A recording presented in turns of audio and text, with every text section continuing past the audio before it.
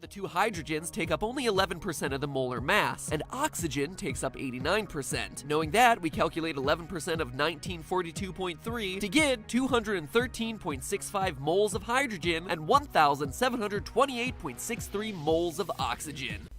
Wait, what?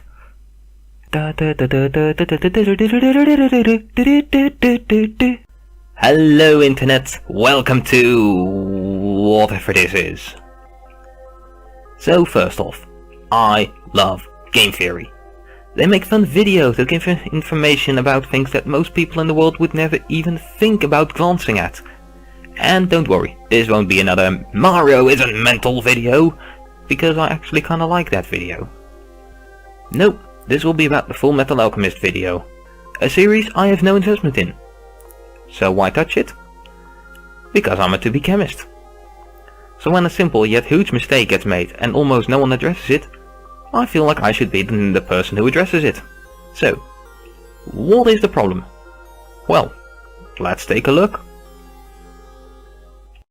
To compare our two lists, we need to get the number of grams for certain elements in our body. But Hohenheim's list in the show mixes pure elements with compounds like water and saltpeter, making our job a bit more complicated. To get from grams of a compound to grams of an element, we have to use our empirical formulas. These formulas basically help you do math on a molecular level because when you're talking about atoms in a molecule, you have to talk about the number of atoms before you can even start talking about mass. It's actually something that FMA completely glosses over. But think about it like this. I have 10 kilograms of hamburgers. Each one has 1 patty and 2 buns. I'm a manly man looking to get my hashtag gains on, so I want to know how much of that 10 kilograms is just the meat. Protein, brah! Well, to get there, first I have to know the weight of the beef in 1 patty for 1 burger. Then I can figure out how much meat I'm packing by finding the percent of the total hamburger that's just meat, and applying that percentage to the whole 10 kilograms of burger goodness. Ah, McDonald's, you sound so good right now. Hashtag not sponsored, but hashtag could be sponsored.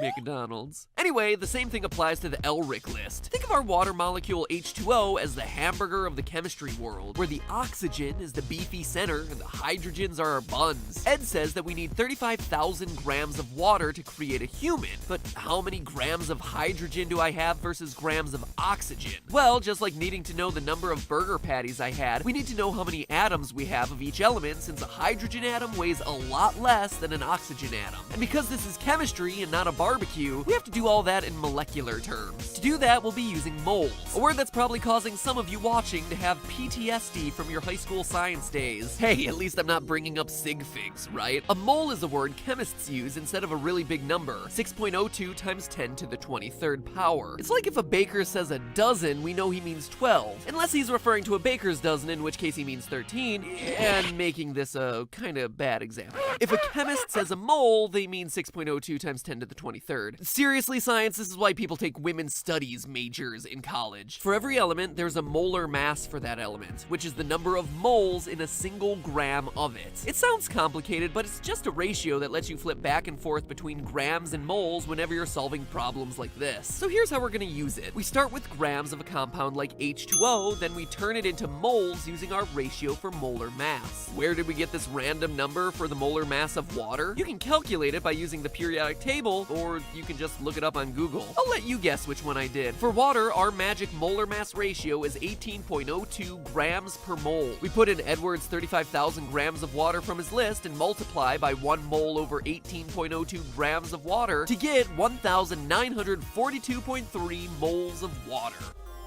So let's quickly go over what he did again.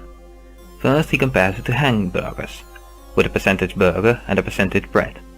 So, total mass times percentage mass burger equals the mass of the burger. This is correct. Well done. Then he starts on water. Mass of water times the molar mass gets you to the amount of water atoms. No. What this should be is mass divided by molar mass. Because molar mass values have the unit grams per mole, grams times molar mass would end up with grams square divided by mole. Grams divided by molar mass gives you the amount of moles. So the correct answer is 1942 moles of water molecules. But Matt had also had that answer. Yes, but it didn't give us the right formula. If you use the formula he showed, it would lead to 630,000 moles. And if I'm going to correct him, I'm going to do it 100%. Now for the important part. Roll the tape. We have to calculate how many hydrogens we have so we can figure out how much those guys weigh. This time we use the molar mass for each individual element, which again, I of course used the periodic table for, not Google it all. For water, the two hydrogens take up only 11% of the molar mass, and oxygen takes up 89%. Knowing that, we calculate 11% of 1942.3 to get 213.65 moles of hydrogen and 1,728.63 moles of oxygen. So, here he does the amount of molecules times the mass percentage to get to the amount of hydrogen atoms. Wrong! Wrong, wrong, wrong, wrong, wrong, wrong, wrong, wrong, wrong, wrong, wrong, wrong, wrong, wrong. What does mass percentage have to do with this? Yes, we want to get to mass, but that's not what we're dealing with here. Here we're only dealing with the amount of atoms. So how do we get to the amount of atoms? Simple, we look at the water molecule. Per molecule, how many oxygen atoms do we have? Exactly, 1. And how many hydrogen atoms? 2. So the calculation is stupidly easy. Per water atom we have 2 hydrogen atoms. So the calculation for the amount of hydrogen atoms is 1942 moles times 2, giving us 3885 moles of hydrogen. Oxygen is even easier. 1942 moles times 1. So let's quickly check if I'm correct. And a quick way to do that is via the conservation of mass. Let's start with maths numbers. 213 moles of hydrogen times the molar mass of hydrogen of 1.008 comes to 215 grams. 1728 moles of oxygen times the molar mass of 16 equals 26,658 grams. So the mass of oxygen plus the mass of hydrogen equals 27,873. And well, 27,000 doesn't equal 35,000. Let's see if I did any better. 3,885 moles of hydrogen times the molar mass of hydrogen equals 3,916 grams. 1,942 moles of oxygen times the molar mass of oxygen equals 31,077 grams. Those combined we get to 34,992 grams. So this obviously also isn't the exact same. But the difference here can be pointed at problems with the data I have. The molar mass of everything was with 4 significant numbers, while here we're dealing with 5 most of the times. And if you compare it to maths numbers, well, I'm less than 0.1% off, math is over 20. So what does it all mean?